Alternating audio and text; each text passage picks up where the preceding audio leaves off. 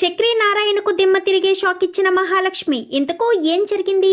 అసలు చక్రి నారాయణకు దిమ్మ తిరిగే షాక్ మహాలక్ష్మి ఏమిచ్చింది? ఇదంతా కూడా వీడియోలో చూసి తెలుసుకునేద్దాం.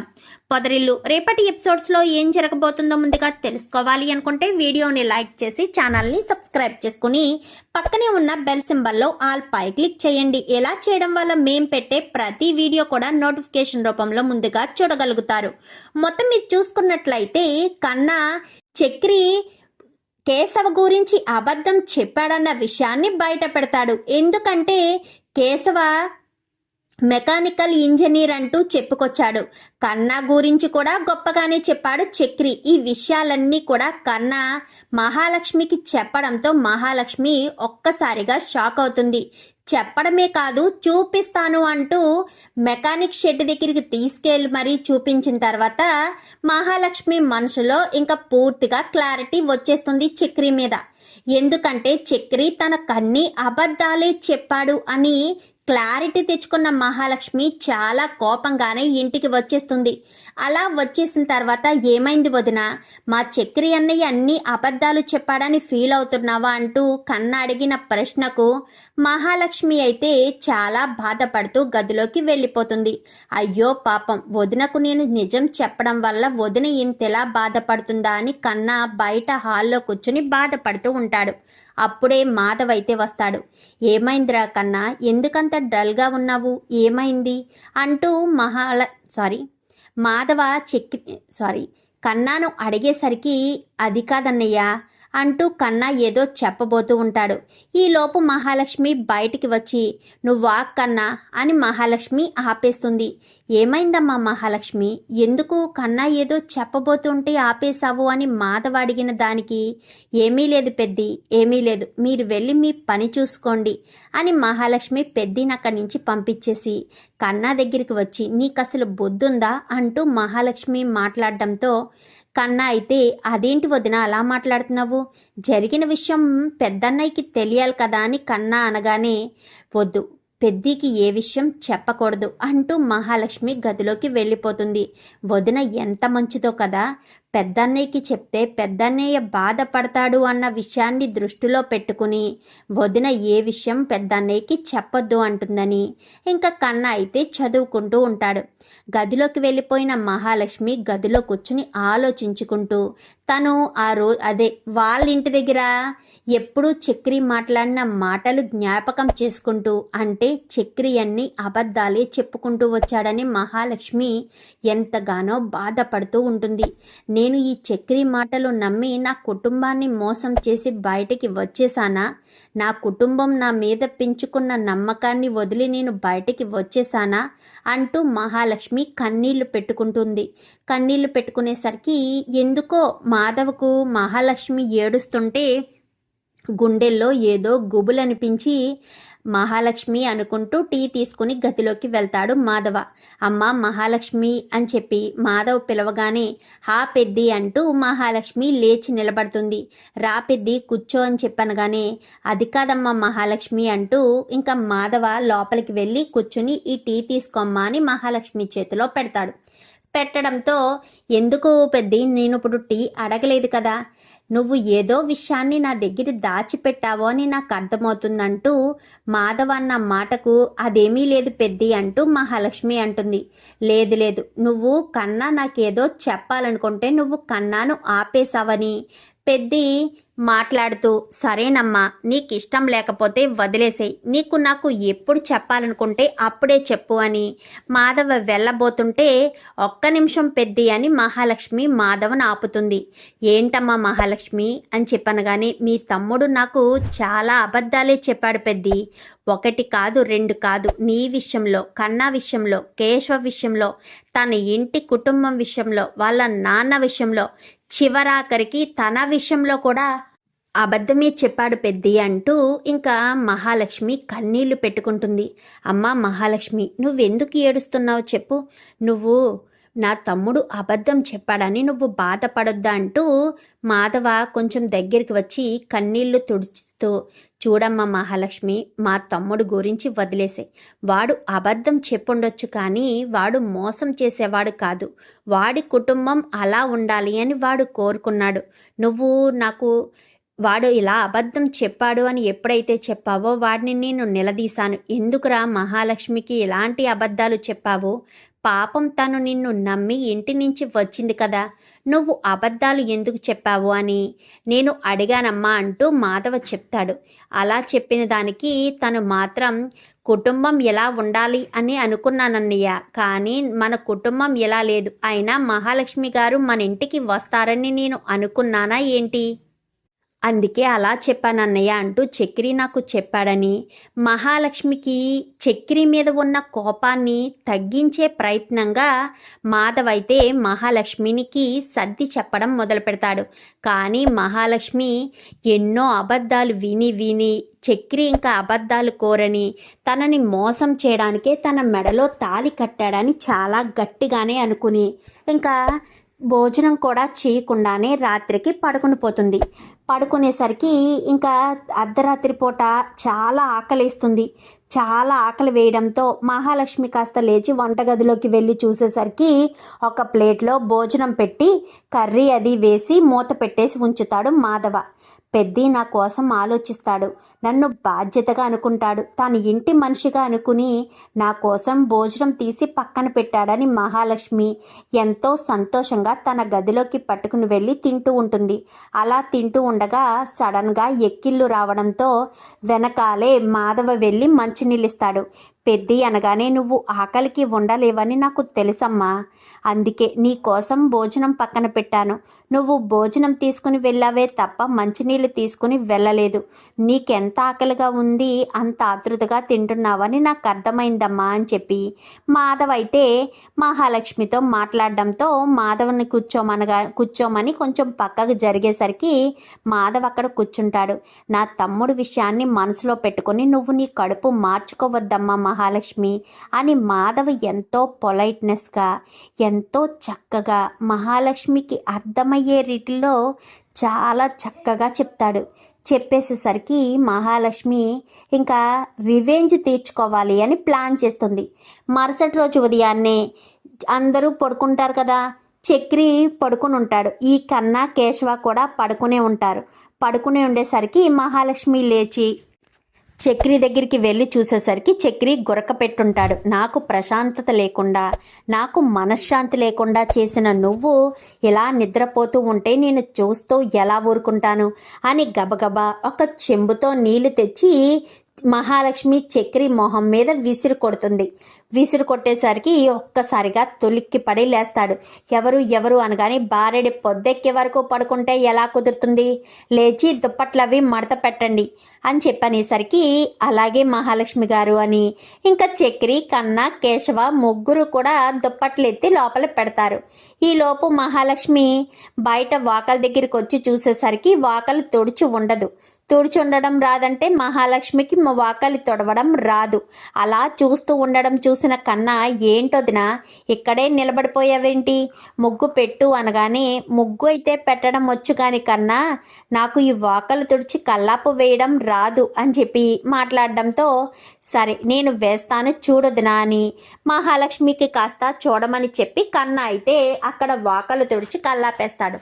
కల్లాపేసి ముగ్గు పెడుతూ ఉంటాడు. ముగ్గు పెట్టమని ముగ్గుపా తీసుకొచ్చి మహాలక్ష్మికి ఇవ్వడంతో మహాలక్ష్మి ముగ్గు పెడుతూ ఉంటుంది. ఈలోపు కేశవ వస్తాడు. చూసావన్నయ్య, మన ఇంట్లో అమ్మ ఉంటే ఇలానే ముగ్గులు పెట్టేది కదా, వదినమ్మ ఇంటికి వచ్చాక ఒక కలే వచ్చింది. మన ఇంటి ముందు ముగ్గు పెట్టే ఆడది లేదు అని ఇన్ని రోజులు బాధపడ్డాము. కానీ మహాలక్ష్మి వదినే మహాదేవతలా వచ్చి ముగ్గులు పెడుతుంది అని కన్నా కళ్ళంట నీళ్లు తెచ్చుకునేసరికి కేశవ కూడా కళ్ళంట నీళ్లు తెచ్చుకుంటాడు. ఒరే కన్నా, ఎందుకురా ఏడుస్తున్నావు అంటూ మహాలక్ష్మి వాళ్ళని ఓదారుస్తూ ఇంకా అంతా కూడా మాట్లాడుకుంటూ ఉండగా పక్కన బీడీ ఒకటి వెలిగించి బీడీ తుఫ్ఫు అని పొగలు ఊదుతూ ఉంటాడు నారాయణ అయితే. అది చూసిన మహాలక్ష్మి, అసలు మీకు పెద్దవారైనా, ఇంటికి పెద్దవారైనా ఇంట్లో ఎలా కాలుస్తారు? ఇది ఇల్లు అనుకుంటున్నారా, ఇంకేమైనా అనుకుంటున్నారా? వాకలు తుడిస్తే ఇన్ని కుప్పగా వచ్చే బీడీ ముక్కలు అని మహాలక్ష్మి నారాయణ మీద గట్టిగా కేక వేసి వేలు చూపించి అడుగుతూ ఉంటుంది. నారాయణ లేచి నిలబడతాడు. ఏంటి అలా చూస్తున్నారు? మీకు నచ్చినట్టు ఉండడానికి ఇది మీ ఇల్లు కాదు, అర్థమవుతుందా? నేను కూడా ఇంట్లోనే ఉంటున్నాను. మీకు నచ్చినట్టుగా ఉండాలి అంటే ఇక్కడ కుదరదు. మీకు ఏదైనా పనులుంటే బయట చూసుకోండి అని చెప్పి మాట్లాడడంతో ఇంకా నారాయణకి కోపం వస్తుందేమో అని మాధవ, చక్రి అనుకుంటారు. కానీ ఇంకా నారాయణకి ఏ కోపం లేకుండా సరేనమ్మా, నువ్వు చెప్పినట్టే చేస్తాను అని మహాలక్ష్మికి కాస్త చెప్పి నారాయణ బీడీ ముక్కలన్నీ తీసి పక్కన పడేస్తాడు. పక్కన పడేసి వెళ్ళి ఆ గెడ్డం గీయించుకొని చక్కగా రెడీ అవ్వచ్చు కదా, ఎందుకు ఆ గెడ్డంతో చిరాగ్గా ఉంటున్నారు అనగానే సరేనమ్మా అని ప్రతి దానికి కూడా మహాలక్ష్మి ఏదైతే అంటుందో ప్రతి దానికి కూడా బొర్రు ఊపడం మొదలు పెడతాడు నారాయణ. ఇంక ఇదంతా చూసిన మాధవ్ అయితే ఈ ఇంటిని చక్కదిద్దే పని మహాలక్ష్మి తీసుకుంది. ఈ ఇంటి కుటుంబాన్ని ఒక తాటి మీద నడిపించే ధైర్యం మహాలక్ష్మికి ఉంది. మహాలక్ష్మి ఎప్పటికీ ఇక్కడే శాశ్వతంగా ఉండిపోతే బాగున్నాని మాధవ తన మనసులో అనుకుంటాడు. వెళ్ళండి అని చెప్పి ఇంకొక గసరు నారాయణ గసరడంతో అక్కడి నుంచి నారాయణ వెళ్ళిపోతాడు. మహాలక్ష్మి వీళ్ళంతా కూడా లోపలికి వచ్చేస్తారు. లోపలికి వచ్చేసిన తర్వాత ఇంకా అక్కడ అంతా బందగా ఉంటుంది కదా. ఏంటి ఇదంతా తడి, ఏంటి చక్రి గారు ఇదంతా క్లీన్ చేయండి అనగానే అనగానే మీరే క్లీన్ చేయాలి, ఎందుకంటే వాటర్ వేసింది మీ మీదే కాబట్టి మొత్తం క్లీన్ చేయండి, క్లీన్ చేసేంత వరకు పెద్ద టీ కూడా ఇవ్వద్దు అంటూ గట్టిగా అంటే ఆర్డర్ పాస్ చేస్తూ ఉంటుంది మహాలక్ష్మి. ఇంకా చక్రి అయితే షాక్ అయిపోతాడు. ఇంకా మాధవ వీళ్ళు అలా చూస్తూ ఉండిపోతారు. మహాలక్ష్మియేనా ఎంత కమాండింగ్ చేస్తుంది? మహాలక్ష్మియేనా నాన్నను కానీ చక్రిని కానీ క్షణం కూడా ప్రశాంతంగా ఉండనివ్వడం లేదు అని అనుకుంటూ ఇంకా వీళ్ళు మాత్రం అలా ఆలోచించుకుంటూ ఉంటారు. ఇంకా అలా ఆలోచించుకుంటూ ఉండగా ప్రతిరోజు మహాలక్ష్మి కరెక్ట్గా 6ంటికి లేచేసరికి చక్రి లేవకపోతే ప్రతిరోజు చక్రి మీద వాటర్ పోసేస్తూనే ఉంటుంది. ఇంక ఇలాగే టార్చర్ ఇక్కడ మొదలవుతుంది. ఇంకా ఇది ఇలా ఉండగా అక్కడ తాయారు వాళ్ళ ఆయన వచ్చేస్తాడు దుబాయ్ నుంచి. అయితే తాయారు వాళ్ళ ఆయన రావడంతో తాయారు వాళ్ళ ఆయనకి హారతిచ్చి మరీ లోపలికి స్వాగతం పలికి అమ్మ గాయత్రి అని చెప్పి కూతుర్ని దగ్గరికి తీసుకుంటాడు. తీసుకునేసరికి మన అమ్మాయి పెద్దదైపోయింది తాయారు, మనం వెంటనే అర్జెంటుగా పెళ్లి సంబంధాలు చూసి పెళ్లి చేసేయాలి అనగానే ఎవరిని నాన్న, బావనేనా అని చెప్పి మాట్లాడేసరికి ఏం మాట్లాడుతున్నావే, మీ బావని ఎలా చేసుకుంటావు అంటూ తాయారైతే గాయత్రి మీద కేకలు వేస్తూ ఉంటుంది. వేసేసరికి నేను బావను తప్ప ఎవరిని చేసుకోను, నేను భర్త అంటూ కోరుకుంటే బావనే కోరుకుంటాను అని గట్టిగా మాట్లాడుతూ ఉంటుంది. ఇంకా గాయత్రి అయితే మాట్లాడేసరికి సరే అని ఇంకా నువ్వు ఇలాగే ఉంటావే, ఏదో ఒక సంబంధం చూసి చేసే వరకు కూడా నువ్వు ఇలాగే పిచ్చి మాటలు మాట్లాడతావు అని తాయారు తన భర్తను తీసుకుని పొరుగురు పెళ్లి చూపులకి వెళ్తుంది. అదే అదునుగా తీసుకున్న గాయత్రి పరుగున మాధవ్ దగ్గరికి వెళ్ళి మాధవ్ని గుండెలకి హత్తుకుంటుంది. నువ్వు లేని జీవితం నాకొద్దు బావా, నువ్వే నాకు జీవితంగా కావాలి, నువ్వు లేకపోతే నేను బ్రతకలేను బావా అంటూ కన్నీళ్లు పెట్టుకుంటూ గాయత్రి కాస్త మాధవని పట్టుకుని ఏడుస్తూ ఉంటుంది. గాయత్రి ఎందుకు ఏడుస్తున్నావే, ఏమైంది అని చెప్పాను. కానీ మా నాన్న ఊరి నుంచి వచ్చాడు బావా, మనిద్దరికీ పెళ్ళి జరగదంటున్నాడు. పెళ్లి చూపులు చూడడానికి పొరుగురు వేరే పెళ్లి కొడుకుని తీసుకురావడానికి వెళ్ళారు బావా. నాకు చాలా ఏడుపు వస్తుంది, నిన్ను తప్ప ఎవరిని నేను భర్తగా అంగీకరించలేను బావా, నువ్వే నాకు భర్తగా కావాలి అంటూ గాయత్రి ఎంతగానో ఏడుస్తూ చెప్తూ ఉంటుంది. ఈలోపు మహాలక్ష్మి వచ్చేసరికి గాయత్రి మాధవను వదిలేస్తుంది. ఏంటి పెద్ద ఇది, తను నిన్ను అంతలా ఇష్టపడుతుంటే మరి నువ్వెందుకు పెళ్లి చేసుకోవడానికి నిరాకరిస్తున్నావు అంటూ ఇంకా మహాలక్ష్మి మాధవ్ని అడిగేసరికి అది కాదమ్మా మహాలక్ష్మి, మా ఇద్దరి పెళ్ళి జరగడం వాళ్ళ ఇంట్లో ఇష్టం లేదు. వాళ్ళ ఇంట్లో ఇష్టం లేకపోవడం ఏంటి పెద్ది, మీ అత్తకు ఎలాగా మీరంటే ఇష్టం ఉండదు కాబట్టి ఇష్టం ఉండదు, మరి మీరెందుకు దూరం పెడుతున్నారు మహాలక్ష్మిని? గాయత్రిని. గాయత్రి అంటే మీకు ఇష్టమే కదా, మీరిద్దరూ ఇంట్లోంచి వచ్చేసి పెళ్లి చేసుకోవచ్చు కదా. పైగా మీ నాన్నకు కూడా ఈ పెళ్ళి ఇష్టమే, ఎటొచ్చి మీ అత్తయ్యకి మాత్రమే ఇష్టం లేదు కదా. ఏ గాయత్రి, నీకు ధైర్యం లేదా? పెద్దిని పెళ్లి చేసుకునే ధైర్యం నీకు లేదా అంటూ మహాలక్ష్మి గాయత్రిని అడుగుతుంది.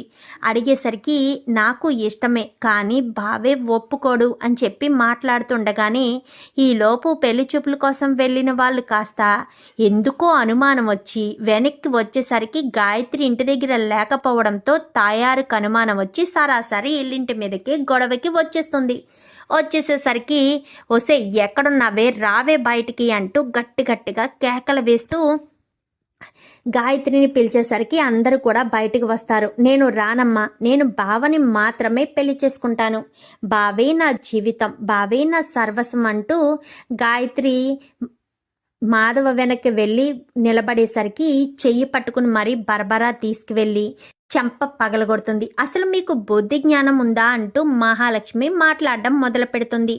ఏమంటున్నావే, నాకు బుద్ధి జ్ఞానం లేదని చెప్తావేంటి? నా కూతుర్ని వీడి వెంట పడమని చెప్పింది నువ్వేనా లేక వీడా? కావాలని ఆస్తి కాజేయడం కోసం వీళ్ళు ఇలా నాటకాలు ఆడుతున్నారు. ఎవరికి ఆస్తి అవసరం లేదు, అది మీరు అర్థం చేసుకోండి. అర్థం చేసుకోకుండా నోటుకొచ్చినట్టల్లా మాట్లాడొద్దు. ప్రేమించుకున్న వాళ్ళని విడదీయొద్దు అంటూ మహాలక్ష్మి వార్నింగ్ ఇచ్చినట్టుగా మాట్లాడేసరికి అసలే మహాలక్ష్మి నారాయణకి బీడీల విషయంలో వార్నింగ్ ఇచ్చింది కదా, ఈ మ్యాటర్ని మహాలక్ష్మియే హ్యాండిల్ చేస్తుందని నారాయణ సైలెంట్గా చూస్తూ ఉంటాడు. చక్రి కూడా మహాలక్ష్మి జోలికి వచ్చావా, ఇంకా నీ పని అయిపోయినట్టే, నిన్ను ఎట్టి పరిస్థితుల్లో మహాలక్ష్మి వదిలిపెట్టదత్తా అని చక్రి మనసులో అనుకుంటాడు. అమ్మ మహాలక్ష్మి అంటూ పిలుస్తూ మాధవ మహాలక్ష్మిని ఆపే ప్రయత్నం చేస్తూ ఉంటాడు. ఎంత చేస్తున్నా కానీ మహాలక్ష్మి మాత్రం అస్సలు ఆగకుండానే ఇంకా మాట్లాడుతూ ఉండేసరికి నువ్వెవత్తవే నాకు చెప్పడానికి, నీ పని నువ్వు చూసుకో, ఈ ఇంటికి కోడలుగా నువ్వు అడుగు పెట్టావేమో, నా కూతుర్ని మాత్రం ఈ ఇంటికి పంపించనని తాయారు మహాలక్ష్మికి గట్టిగా వార్నింగ్ ఇచ్చి రావే అంటూ గాయత్రిని లాక్కుని వెళ్ళిపోతుంది. ఏంటి పెద్ది సైలెంట్గా ఉంటారేంటి అంటూ మహాలక్ష్మి మాధవ్ దగ్గరికి వెళ్ళి అడిగేసరికి నేనేమీ చేయలేనమ్మా, నా వల్ల కాదు అని లోపలికి బాధపడుతూ వెళ్ళిపోతాడు. ఏంటి కన్నా, ఏంటిదంతా, ఎవరూ పట్టించుకోరా, వీళ్ళిద్దరి పెళ్ళి ఎవరూ జరిపించరా అని కన్నా దగ్గరికి వెళ్ళి మహాలక్ష్మి అనగానే అలాగే ఉంటుంది వదిన, వాళ్ళిద్దరూ ఎప్పటి నుంచో ప్రేమించుకుంటున్నారు, అయినా సరే మా అత్త పెళ్లి చేయనని నిరాకరించేసిందని కన్నా బాధపడుతూ చెప్తాడు. మరి మీరైనా ధైర్యం చేసి వాళ్ళిద్దరికీ పెళ్లి చేయాలి కదరా అంటూ కన్నా దగ్గర మాట్లాడేసరికి ఎవరికా ధైర్యం ఉంది? మా అన్నయ్యకే గాయత్రి మెడలో తాళి కట్టే ధైర్యం లేదు, మా అత్త అన్న మాటలకు మేము బాధపడుతూ అలా సైలెంట్గా ఊరుకుంటాము, అయినా మా పెద్దన్నయ్య గురించి నీకు తెలుసు కదా వదిన అంటూ కన్నా మహాలక్ష్మితో మాట్లాడడంతో మహాలక్ష్మి నేనే ఏదో ఒకటి చేస్తానులే అని ఇంకా గదిలో కూర్చుని ఆలోచిస్తూ ఉండగా చక్రి గదిలోకి వస్తాడు. చక్రి గారు అంటూ గట్టిగా పిలుస్తుంది మహాలక్ష్మి. ఏంటండి, నేను ఇక్కడే ఉన్నాను కదా, మీరు ఎందుకు అంత గట్టిగా పిలుస్తారు? వాడు మిగిలిన వాళ్ళ దగ్గర ఎంత కమాండింగ్గా మాట్లాడినా మహాలక్ష్మి దగ్గరికి వచ్చేసరికి చాలా పొలైట్నెస్గా మాట్లాడతాడు కదా చక్రి. మాట్లాడుతూ ఉండేసరికి ఇంకా మహాలక్ష్మి అయితే మీకు అసలు బుద్ధి జ్ఞానం ఉందా? నాకు పెళ్ళి అంటే హెల్ప్ చేశారు, పెళ్లి చేసి పోలీస్ స్టేషన్ వరకు తీసుకువెళ్ళి ఇంత హెల్ప్ చేశారు, మరి మీ అన్నయ్య వాళ్ళకి కూడా పెళ్లి చేయాలి కదా అనగాని ఏంటి మా అన్నయ్య వాళ్ళకి నన్ను పెళ్లి చేయమంటున్నారా? ఒక పెళ్లి చేసుకున్నందుకే దుర్మార్గుల్లా మిగిలిపోయాను, మరొక పెళ్లి చేయమని ఎలా చెప్పగలుగుతున్నారండి? అక్కడ ఇద్దరు ప్రేమించుకున్న వాళ్ళు ఉన్నారు, కేవలం నన్ను మీరు కాపాడడం కోసమే నా మెడలో తాళి కట్టారు. అక్కడ గాయత్రికి పెద్ది అంటే ఇష్టం, పెద్దికి గాయత్రి అంటే ఇష్టం, మరి వాళ్ళిద్దరికీ పెళ్లి చేయడానికి మీరు పూనుకోవచ్చు కదా అంటూ మాట్లాడేసరికి నేను చేయలేనండి, మా అన్నయ్య ఒప్పుకోడు అంటూ చక్రి బయటికి వెళ్ళబోయేసరికి చూడండి చక్రి గారు, నేనే మీ అన్నయ్యకు ఆ గాయత్రికి పెళ్లి చేసి తీరతాను, మీరు ఒప్పుకున్నా ఒప్పుకోకపోయినా. ఏంటి వేషాలు వేస్తున్నారా? ఆడపిల్లకైతే సహాయం చేస్తారు కానీ ఇక్కడ మీ అన్నయ్యకి మీ వదినికి అయితే సహాయం చెయ్యరా అంటూ గట్టిగా మహాలక్ష్మి వార్నింగ్ ఇచ్చినట్టుగా మాట్లాడేసరికి ఇంకా చక్రి ఒక్కసారిగా షాక్ అవుతాడు. బయటనున్న నారాయణ కూడా అమ్మో కోడలు సైలెంట్ అనుకున్నాను, గటుకురాలే, నా చేత బీడీలు కూడా మానిపించింది, ఇంతటి గటుకురాలని కలలో కూడా అనుకోలేదు. నారాయణ కాస్త షాక్ అవుతాడు. ఇదేంటిది, నన్ను నా కొడుకుని గడగడలాడించేస్తుంది అని నారాయణ ఇటు చక్రి ఇద్దరు కూడా బయటికి వెళ్ళిపోతారు. ఏంట్రా కొడుక, నిన్ను కూడా కోడల పిల్ల అజమాయించినట్టుంది అనగానే, నిన్ను కూడా అజమాయించింది కదా నాన్న అని చెప్పనేసరికి, మంచి కోడల్ని తీసుకొచ్చావరా, మీ అత్తకు గుణపాఠం చెప్పాలి అంటే ఇలాంటి కోడలే ఖచ్చితంగా ఉండాలి అని నారాయణ అనేసరికి అందరూ ఒప్పుకుంటున్నారు. కానీ ఆవిడ మాత్రం నన్ను భర్తగా అంగీకరించట్లేదు, ఈ ఇంటిని అత్తవారిల్లుగా అనుకోవట్లేదు అని చక్రి మనసులో అనుకుంటాడు. ఏంట్రా ఏం మాట్లాడవేంటి? ఏమీ లేదులే నాన్న, నువ్వు అనుకున్నది జరగాలని కోరుకుంటాను అని అక్కడి నుంచి చక్రి వెళ్ళిపోతాడు. గదిలో కూర్చున్న మహాలక్ష్మి ఆలోచనలో పడుతుంది. ఏం చేయాలి, వీళ్ళిద్దరినీ నేను ఎలా కలపాలి అని ఆలోచిస్తూ ఉండగా అమ్మ మహాలక్ష్మి అనుకుంటూ మాధవ మహాలక్ష్మి ఉన్న గదిలోకి వస్తాడు. ఏంటి పెద్ది అనగానే, నేను పని దగ్గరికి వెళ్తున్నానమ్మా అని చెప్పనేసరికి, అదేంటి పెద్ది, నీకు కొంచెం కూడా బాధ అనిపించట్లేదా? గాయత్రి అంతలా ఏడుస్తూ వచ్చి నిన్ను హత్తుకుని మరీ తన బాధను తన ప్రేమను నీకు అంతలా తెలియచేసినా నువ్వు కొంచెం కూడా ఎందుకు ఫీల్ అవ్వడం లేదు పెద్ది అంటూ మహాలక్ష్మి మాధవని అడగడంతో మాధవైతే, ఫీల్ అవ్వడమా, అలాంటివేమీ ఉండవమ్మా, వాళ్ళమ్మ గట్టిగా కేక వేస్తే భయపడిపోయి పారిపోతుంది, అది నన్ను ప్రేమిస్తుందా? ప్రేమిస్తే ప్రేమించింది, పెళ్లి చేసుకోవడానికైతే సిద్ధపడదు, అది వాళ్ళమ్మని ఎదిరించి రాదు, నేను వాళ్ళమ్మని కాదని తాళి కట్టలేను అని మాధవ వెళ్ళిపోతాడు. ఇదేంటిది, వీళ్ళిద్దరూ ఈ రకంగా ఉన్నారు, వీళ్ళిద్దరూ ఈ రకంగా ఉంటే నేను వీళ్ళిద్దరికీ ఎలా పెళ్లి చేయగలను అని మహాలక్ష్మి ఆలోచిస్తూ, ఇది కాదు పని, ప్రతి విషయంలో నేనున్నాను అంటూ దూరిపోతూ ఉంటాడు కదా ఆయన దగ్గరికే వెళ్దామని మహాలక్ష్మి బయటకు వచ్చేసరికి బయట కూర్చుని బీడీ కాలుస్తూ ఉంటాడు. నారాయణ అయితే, ఏంటి మీకు ఒకసారి చెప్తే వినబడదా, ఇంటి దగ్గర బీడీ కాల్చొద్దన్నాను కదా అని చెప్పి మహాలక్ష్మి మళ్ళీ గట్టిగా మాట్లాడడంతో, నువ్వు లోపలెక్కడో ఉన్నావని కాలుస్తున్నానమ్మా, నేను లోపలెక్కడో ఉన్నానని కాలుస్తున్నాను అని మీరు ఎలా చెప్తారు అని మహాలక్ష్మి అంటుంది. అనగానే, అది కాదమ్మా అని చెప్పి ఇంకా నారాయణ అయితే, ఇప్పుడు నాతో ఏదైనా పనుందమ్మా అని భయపడిపోతూ మాట్లాడుతూ ఉంటాడు నారాయణ.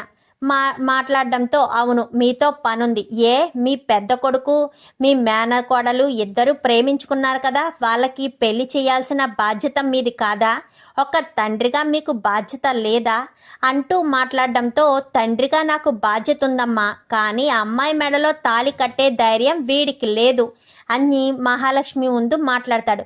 ఏం మాట్లాడుతున్నావు నాన్న, అత్త గురించి తెలిసే నువ్వు అలా ఎలా మాట్లాడతావు అంటూ మాధవ వాళ్ళిద్దరి దగ్గరికి వచ్చి నిలబడి మాట్లాడడంతో, అది కాదురా, అదంటే నిన్ను పిచ్చిగా ప్రేమించింది కదా, మరి అలా ప్రేమించిన దాన్ని ఎందుకురా నువ్వు దూరం పెడుతున్నావు అని మహాలక్ష్మి ముందు మాధవ్ ముందు నారాయణ మాట్లాడడంతో, అది నన్ను ఇష్టపడొచ్చు నాన్న, కానీ వాళ్ళమ్మకు నేను ఇష్టం లేదు, ఆ కుటుంబంలో కూడా ఇష్టం ఉండాలి కదా, దాన్ని పుట్టింటి నుంచి దూరం చేసి ఇక్కడికి తీసుకొచ్చిన దాన్ని వాళ్ళమ్మ గసిరితే నేను కట్టిన తాళిని కూడా తీసేసి వెళ్ళిపోయే రకం, అది దాన్ని వదిలేసే నాన్న అంటూ మాధవ అక్కడి నుంచి వెళ్ళిపోతాడు.